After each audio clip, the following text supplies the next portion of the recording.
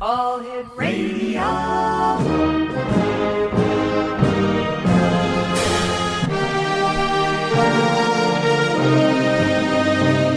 Welcome to the X Zone, a place where fact is fiction and fiction is reality.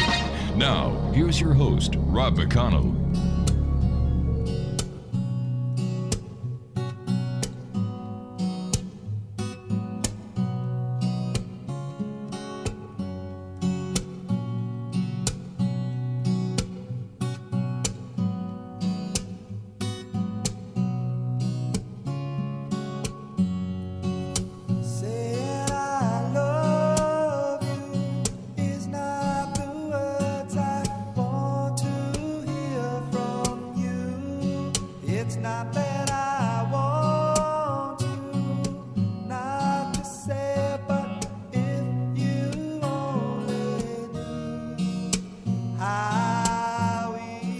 Welcome back, everyone. My name is Rob McConnell. This is the X Zone on the Talkstar Radio Network and the X Zone Broadcast Network, coming to you from our studios in Hamilton, Ontario, Canada.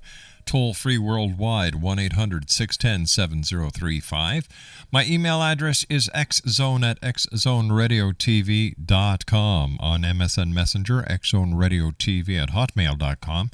And our website, www.xzoneradiotv.com. My guest this hour is CC the Huntress, as she is known as. Actually, CC CAROLE is our guest. She's also known as the Queen of the Paranormal, the Mistress of the Unknown, the new Queen of Darkness, and the sexiest ghost hunter on the planet. CC CAROLE is a paranormal huntress. She uses everything she has in her arsenal, spiritually to scientific, that is, to track, hunt spirits, and heal them. And her comparison to Elvira as the new Queen of Darkness makes her smile. In Cece's own words, and this is a quote, "There's only one Elvira. She is the sexiest woman I've ever seen. To be compared to her is truly a compliment. One thing I will cherish for a lifetime, but my work is serious and I am real thorough, and I am real through and through. Not as an actress for show. I've been this way all my life." CC was born a clairvoyant and has the ability to communicate with spirit world unmasked over time. Now listen, CC, first of all, welcome to the X Zone. It's great having you with us. And CC the Huntress, the Queen of the Paranormal, the Mistress of the Unknown, new Queen of Darkness, and the sexiest ghost hunter on the planet. Which one do you like best? Well, let me just clarify something. The sexiest ghost hunter on the planet was not by my own making. Trust me with this one. I have my website up, and I have a Facebook account and a MySpace. And somebody posted that, and next thing you know, it just took off. It had legs of its own, and that's what they just started calling me. And I guess I don't look like the ordinary ghost hunter. I like to pretty myself up. I don't mind wearing makeup and a skirt and, stuff like that. I'm more on the feminine side. That doesn't mean it detracts to any of, my credentials or anything. Sure. It's just that I like being feminine, and I don't mind showing it. I don't really care for the T-shirts and the hats to cover your face, and that's it. Hey, I agree with you 100%. Tell me, CC, what was the first sign that you were clairvoyant? The first sign that I was clairvoyant, I'm going to have to tell you, I believe it started at birth, and I know you're going to hear this from a lot of psychics and a lot of people in the paranormal field. They'll say that I had it at birth or it was a death experience. But truly, I actually grew up this way, and my grandmother, Polish, we used to call her Babcia, my grandfather, Jaju. Well, Babci used to interpret dreams, and she had this ability to foretell things. And I honestly could do it the same way she could, and I thought everybody else could too. I didn't realize it until I got older and out of that cocoon of the Polish family all wrapped around you, and I realized that no, in fact, I was an oddity, and I was poked fun at and stuff like that, and I suppressed it for a while. And then I just couldn't suppress it anymore and just said, oh, heck with it. I'm original. I'm myself, and I'm just going to embrace, the gifts that God gave me, whatever they are. Is it hard being a clairvoyant in today's society, or is it getting a lot easier these days? I think if you're a I'm not really sure how to answer that. I think with all of the things going on in the paranormal industry, and I think we're oversaturated with it, I believe it makes it harder being a clairvoyant trying to make a professional living out of it as far as advertising and, having that market or that branding, because there's so many people out there claiming to be clairvoyant. Whether they are or not, I honestly don't know. I do know for me it's a little bit different. I do have a branding. I do have a different type of approach and a different type of look. And as far as me being a clairvoyant in today's society, people clamor to me instead of staying away for the oversaturation of the business. So I seem to be doing fine and growing leaps and bounds where others are failing. So I'm going to have to say it's good for me. All right, stand by, Cece. You and I have to take a commercial break. We'll be back shortly. Cece Carroll's our special guest, Exo Nation, www.ccthehuntress.com. That's the alphabet C, TheHuntress.com. We'll be back on the other side of this commercial break as the X Zone continues from our studios in Hamilton, Ontario, Canada, on the Talkstar Radio Network and the X Zone Broadcast Network. Don't go away.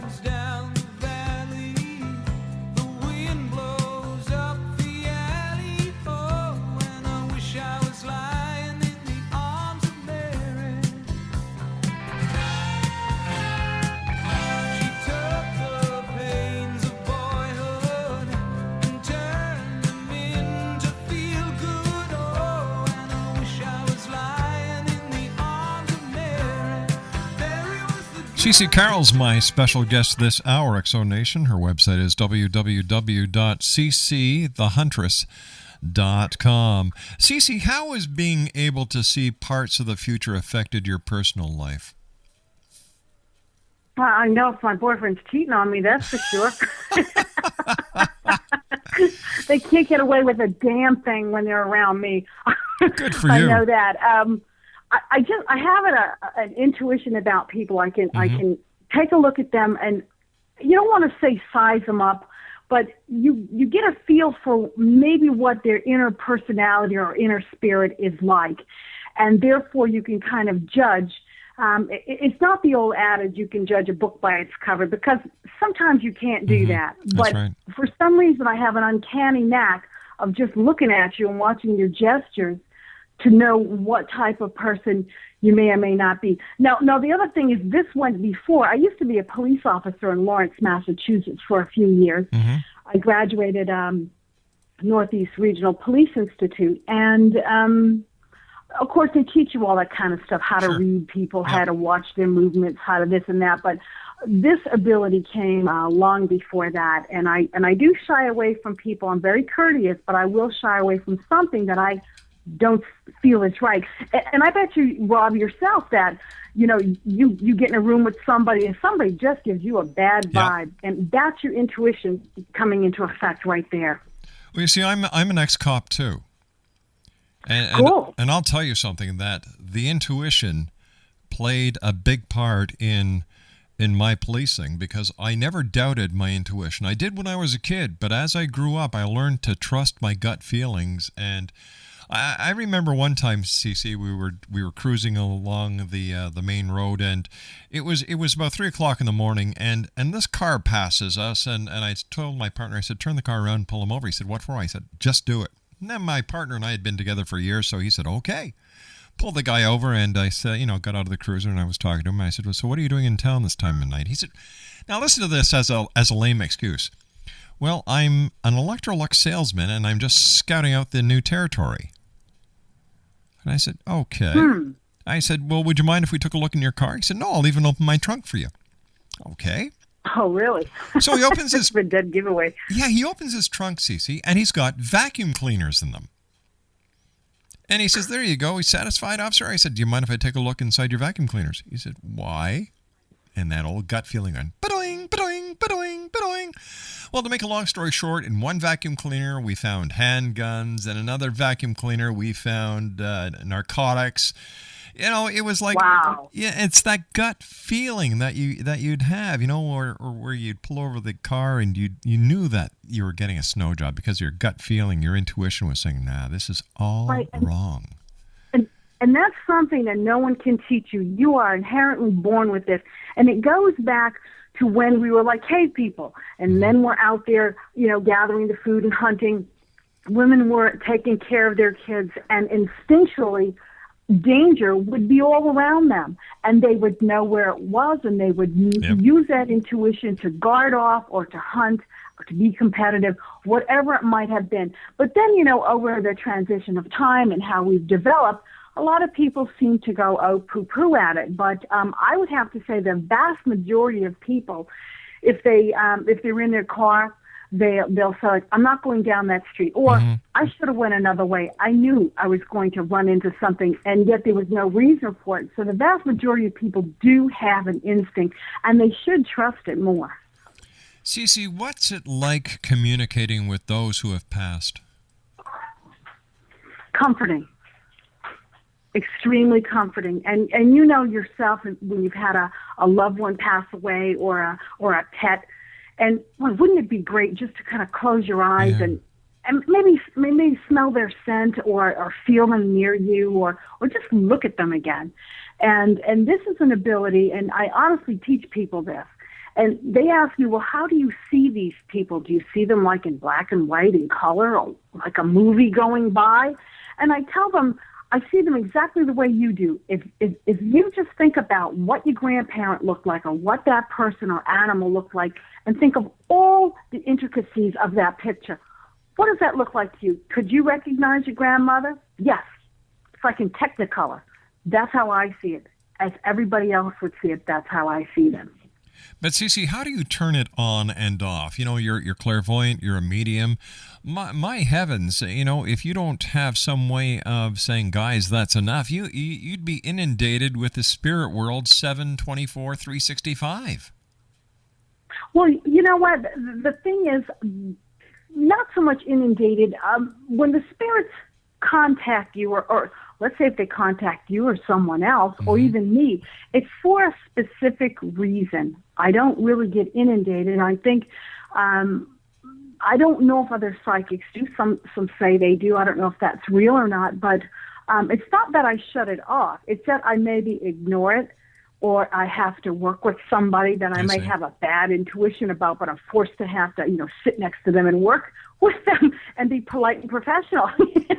So yeah, I'll shut it off then. So I don't want to know anymore, And but the intuition part comes into play a lot with that. And did I answer your question? Okay. Yeah, you certainly did. What makes you different than other ghost hunters? Well, the thing that makes me different than other ghost hunters is, number one, I hunt for the spirit world alone. I don't go with a team of people. And I'm not going to say that that's bad, and I'm not going to say that that's good. The only thing I can add to that is that I cannot see how people with large teams or teams in general can get the evidence that they get. I can't see a ghost coming out and saying boo when there's a room full of people. I like to be intimate and up close with the spirit world. I have one videographer, and I do take him, and maybe an assistant. That is the maximum. And we also do things that are different. We go places that nobody dares to go, and that would be in caves, train tunnels, under homes, looking for the Underground Railroad, like the safe houses for them, that houses slaves. And we go on horseback up mountains. We go down ski slopes. We go places that a crew or a team would not be able to go. And we have this filmed, either it's a live investigation or docu-formatted. The other thing that makes me different is I don't look like a typical ghost hunter. I actually, I like to be feminine, and I'm not afraid to wear that. That's what you were saying before. Is that you don't go for the T-shirt and the baseball cap, and I admire that. That's great. I have to ask you this: you're in the industry. Yes. So many shows on TV. All right, and I don't want to name the ones on A&E like Penn State, Psychic Kids, and all those other ones because I don't believe in promoting them, so I won't say their names. Okay, go ahead. You know what? People say, "Do you watch those shows, Rob?" I say, "Yeah, I did once. I found them so funny and so farcy, I don't watch them anymore." Mm-hmm. Why do people want to watch a show that is so blatantly phony? Well, because I'm going to tell you, the general public does not know the falseness or the fakeness or the phoniness within those programs. All they know is what they're told. Now, if you had a paranormal group, a paranormal person with knowledge and education of the paranormal, and they watch it, they pick up on everything. Yeah. So basically, they're not singing to the choir. They're singing to the general public who are not knowledgeable in this field and do not know, and therefore, I'm not going to say they're being duped in some way, but I do not watch those shows at all because I try to have an independent thinking product, and that's what makes me different as well. And also, I always heal the spirits at the end of my quest or my investigation. I hate it when they find these ghosts or spirits or whatever, and they tell you, well, you got a ghost, we'll see you next week. Well, okay, you're going to leave me at home with this thing? What are you going to do for me? Yeah. And I like to present a complete product where I not only use, some ancient tools like candles, dowsing rods, and things like that because they didn't have electricity 200 years ago. So I use those elements to show people that you can use tools from your own home to find the spirit world. Then I use the high-tech stuff that we have because I think people now are into that. And I find the spirits, locate them, present a healing based on the history of the home, and get involved with the spirits, know a little bit about their background, their spiritual background, what were their beliefs, what happened at that time that I could present a healing that would be efficient enough to bring some comfort and calm the area down. Then I go back and retest to see if the levels have changed. So my programming is a lot. Well, it seems that we lost CCXO Nation. We'll try and hook up with her on the other side of this commercial break. This is what happens when you tick spirits off. And, my producers are telling me, yes, Rob, we did lose CC, so we'll grab a hold of her on the other side of this break. This is the X Zone, a place where people dare to believe and dare to be heard, Monday through Friday from 10 p.m. Eastern until 2 a.m. Eastern. And I don't know why that's keep on going.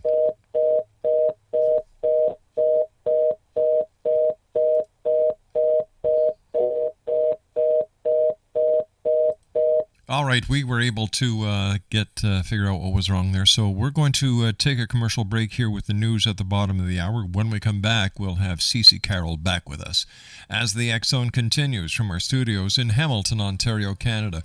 We have found this happens, X Zone Nation, when people are on the show who are very clairvoyant. They have a very strong magnetic charge around them, and most clairvoyants who are legitimate do. So this is one way that we can tell you that CAROLE is the real thing. Once again, if you'd like to visit her website, it's www.ccthehuntress.com. That's www.ccthehuntress.com. My name is Rob McConnell. This is the X Zone, and we're coming to you live and around the world from our studios in Hamilton, Ontario, Canada. Our toll-free number worldwide, 1-800-610-7035. Email xzone@xzoneradiotv.com. And our website, www.xzoneradiotv.com. I'll be back on the other side of this break. Don't go away.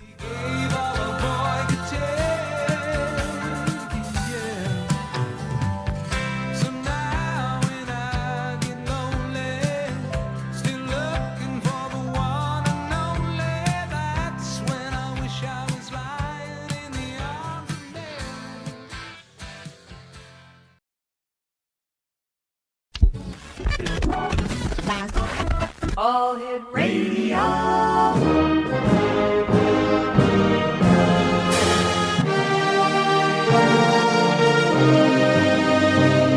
Welcome to the X Zone, a place where fact is fiction and fiction is reality.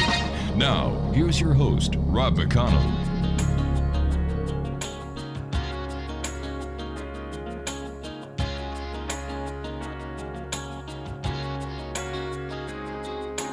Need I say I love you? Need I say I care? Need I say that emotions something we don't share? I don't want to be sitting here trying to deceive you. 'Cause you know, baby, that I don't wanna go. We cannot live together. We cannot live apart. And that's the situation. I knew it from the start. Every time that I look at you, well, I can see the future. 'Cause you know, baby, that I don't wanna go.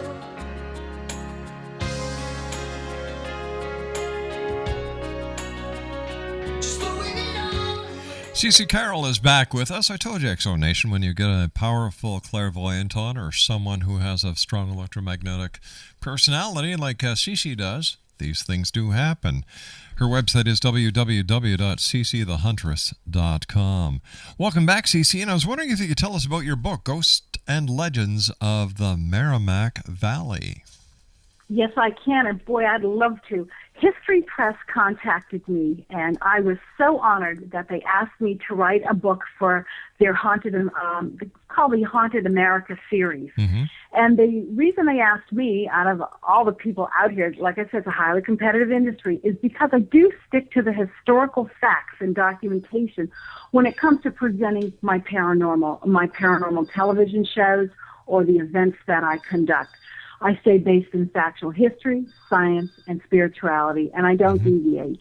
And so they were thinking of somebody and looking at sites and looking at people and looking at information and thought I would fit the bill and swung a contract my way, which is very nice. And so I got paid to write the book. And so it's called Ghosts and Legends of the Merrimack Valley. And the Merrimack Valley, which they didn't realize at that time, they thought it was a small little regional area. It's not. It encompasses two complete states, from the White Mountains of New Hampshire all the way down to the ocean in Massachusetts. And what I wrote about was the inception of the Merrimack Valley, with the factual history that goes with it and the paranormal undertones of rumors and legends, and brought that all to fruition in a nice book. And you can get it at my website, ccthehuntress.com, or you can go to Amazon or Borders Books or anywhere like that. But if you order it through me, you'll probably get it quicker than you would do, because I usually send it out, turnarounds the same day. But the book is filled with businesses. I tried to stay where we could promote local commerce. Mm-hmm. Places you could actually go and visit, like Canopy Lake Hall, the Dance Hall Theater. Canopy Lake Hall is Canopy Lake Amusement Park is one of the oldest amusement parks in the United States. So they had Sonny and Cher in there, and they had all these people, and those pictures are inside the book. And I did not put in a place that you could not visit. I don't like it when someone writes a book and says, well, it's a private residence, I can't tell you where it's located. As far as I'm concerned, I could have written that in my living room. Yeah, I could have made the whole thing up. Yeah. You know, I'm serious. So what I wanted to do was so people could go and have commerce with other individuals. I'm a big promoter of charities and just kind of, promoting everybody and cross-promoting. I think it's very important that we all support ourselves in small industries like this. And so the book is just filled with tales from the inception of the Merrimack Valley to present day with the paranormal. In it, we have Indian tales and legends and factual experiences. We have tidbits of historical information where the river itself actually took a straight route from the White Mountains right down to Boston Harbor. But when the glaciers receded, that created a barrier and made the river turn a sharp left at Lowell, Massachusetts. And a lot of people don't know that. They thought that was the formation of the river, but it's not. I took it way, way back, and then brought it forward. And I even get a kick out of reading it. Like, I'll go back and read it again going, well, I really like that part, So, I know it sounds crazy, but I do. And my kids were instrumental in taking the photographs in the book, and that was just great. We made it a nice family event. And I hope people who are interested in history like to read it. It's not like a big techie book or heavy worded book. It's me within the pages, the way I speak, the way I talk, the way people know me. They'll get to know me a lot better through the reading of the book. Tell me, Cece, where are some of the most haunted places in the Merrimack Valley? Well, I'm going to have to say, people ask me this all the time, where was the scariest place? Yeah. And it is a little-known restaurant called Tortilla Flats. It's not a franchise. They have a franchise by that name out in Florida, but this is called Tortilla Flats. It's in Merrimack, New Hampshire. Mm-hmm. And it was one of the first times I had an experience where I could not walk into the room. Wow. There was a room upstairs. The house was built in 1756, and it was part of the Underground Railroad in time. Mm-hmm. And we did a live investigation. We had the cameras on. We got the Wi-Fi going, and we're up on the upper floors where no one's allowed because they've closed it down. And there was one particular room where I kept feeling something bouncing off of my shoulders as I was coming up the stairs and into the room. And you can see me on the video. I'm shushing it all away. And right. I went into the room and just turned around and left, and I tell the videographer, I'm not going back in. If you want to go in there, take some footage, go ahead. But when something tells you to stay the heck out of there, well, I want to listen to them. That's for sure. And just like, you get a funny feeling, and I'm sure some of the listeners get a funny feeling, like, I'm not going in that room, or I don't want to go down that hallway, or I don't want to do something. Don't do it. If it's that strong of intuition, don't do it. And I didn't do it, and it just creeped me out so much. And I'm not like other television shows where they run in fear or anything like that. I really don't get scared that often. But this just unnerved me a lot. And so I tell that experience, and people go there and eat, and they'll go, oh, this place, it feels haunted. The whole place feels almost surreal when you walk in the door. It's a lot of energy going back and forth in there. I've been to adventurous places like the Hoosac Tunnel, which is a 5-mile train tunnel through the Hoosick Mountain, spelled slightly different than the Hoosac Tunnel. And I walked the entire 5 miles, went to the 2.5-mile marker. Mm-hmm. They have a place called Center Shaft. Also right next to that, they got a place called the Hoosac Hotel, which is a little way area where people would rest if they walked, and performed a healing there and left. That was probably the most dangerous shoot we ever did, because Pan Am Rail Services said that, gave us a specific time to go in. There'll be no trains going by, and lo and behold, there were 2 freight trains. Holy cow. Came by, and they were going fast. You had to get out of the way. It was no joke. And I said, this is just not real. So when we contacted the rail service, like, what's going on? They said, no, there were no trains scheduled. No trains went through there. And I'm like, I got it on tape. So it was quite bizarre. But getting back to Tortilla Flats, I'd have to say that's probably the scariest place here that I have ever found. Tell me, Cece, do you think there are people that fake paranormal events just to get noticed? Excuse me, I didn't hear you. Paranormal events to just get noticed? Yes. Oh, yeah, absolutely. I know several groups, and in fact, I was part of a group that, I don't even want to say where we were because I'll know who they are. And we went into this place for a charity, and I did it, as long as the proceeds were going 100% to the charity, I'll do it for free. Just give me a little bit to eat and some gas money, I'm all set, And I went there and did it, and they've got, like, I like to call it the dog and pony show going in one of the rooms. And they have the EMF meters going off, and they're talking to it, and they're all this stuff. And I'm thinking, something's wrong with this. Right away, I knew it. Mm-hmm. But the general public did not know it because they're not experienced or educated in the terminology or the field or the scientific instruments. And I looked at the historian that was there, and I said, could you take me in the basement? And he did. And I went directly under the room and found a big electrical box. I said, there's your ghost. Unreal. And that was it. So I go back upstairs, and the guys were like, well, where were you? I said, in the basement directly under this floor. And their eyes got so big, like, you going to rat us out now or what? And I let it go. And but those are the types of people that, had it been for a charitable cause as significant as it was, I would have ratted them out in a heartbeat.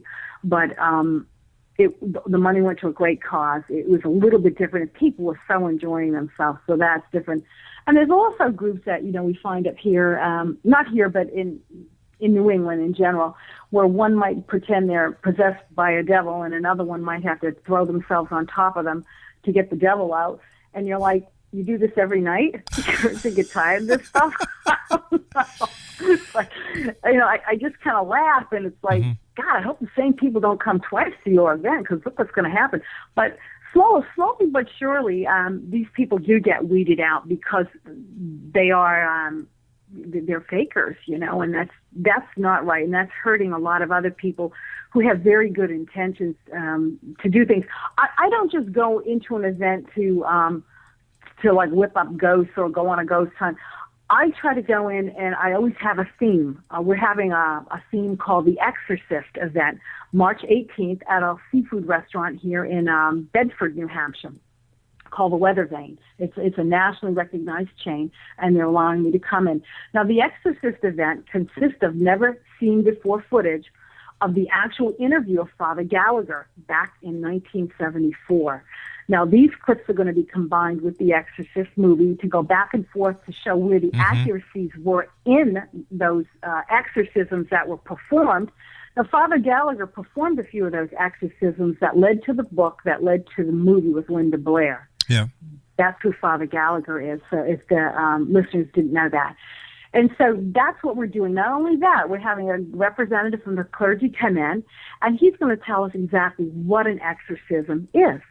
And then I'm going to give a paranormal demonstration. And then if they want, we can just hunt within the restaurant, because it's housed in a building that's 101 years old, an old home.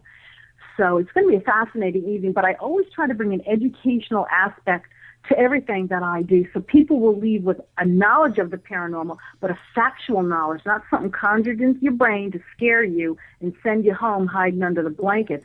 I like to try to educate and let people understand that, hey, the paranormal is 98% in your head. You're making it all up. Really, it is true. It's the 2% that I look for of the total unknown. And that's what makes it really scary. Cece, what's your take about the Amityville case? Well, my take is I think entertainment value, it is awesome. Absolutely great for entertainment value. But from a professional onset, I think there are a lot of discrepancies that need to be cleared up. And that would be a really nice place. I would love to go down there and and just pull the history, pull the facts, go back and forth with, things change so much when they start presenting the entertainment value of it. Like getting back to The Exorcist, that was a case. There were 4 different exorcisms performed in a period of time. And then they wrote the book, and then they made the movie, and they turned this Linda Blair into a girl. Well, obviously she's a girl, but the actual prominent victim was a 14-year-old boy, not a girl. And so there's a lot of discrepancies when you come to the entertainment value of things. So it would be nice to get back to the facts. So I think there are discrepancies. So The Exorcist in reality was more of a poltergeist activity than it was demonic possession. Well, you know what? I'm just going to give a little bit of a tidbit of some of the footage that I saw with the interview, and we're working on it. They actually felt it was not a possession by the devil or a demon. It may have been a disciple of the devil like that, but they don't feel it was 100% a demonic possession. Now, you got to remember that spirits themselves can be really nasty because when you die, you assume the personality that you had when you were living. So if you were a jokester or you were funny or you were humorous, that's what you're going to be. Now, if you were an old woman who wasn't quite nice, that's probably what you're going to be. And some spirits are just plain mean, nasty, horrible human beings, and that's what they are in death. And that's what they believe might have been devil-like, but not demonic. Because now we're dealing with devils which are unhuman. They're unhuman spirits. They were never alive as a human being to cross over to be like a ghost or a spirit. These are inhuman. Same thing with angels. They're inhuman. a whole different realm right there. But that doesn't mean that a very bad ghost or spirit doesn't have devil-like qualities, and they need to be treated in the same manner. So there's a discrepancy in that particular thing. Father Gallagher talks a lot about, and that's what I'll be presenting, where they honestly felt that it really was not a demonic possession. But yet, through entertainment and all this stuff, the actual facts get so marred, you don't really know what's going on. So it's fun to have these events to educate people that, hey, look what really happened. Look what they did to it. And find the accuracies and the differences between the two. Cece, you and I have to take our final break. When we come back, Cece and I will do a wrap-up, and we'll also take a look at the show that was today. So that's coming up after this commercial break. Exonation, CC Carole is our special guest this hour. Her website is www.ccthehuntress.com. That's alphabet C, thehuntress.com. My name's Rob McConnell. This is the X-Zone on the Talkstar Radio Network and the X-Zone Broadcast Network. We'll be back on the other side of this break with the one and only CC Carole as we continue from our studios in Hamilton, Ontario, Canada. Don't go away. We'll be back.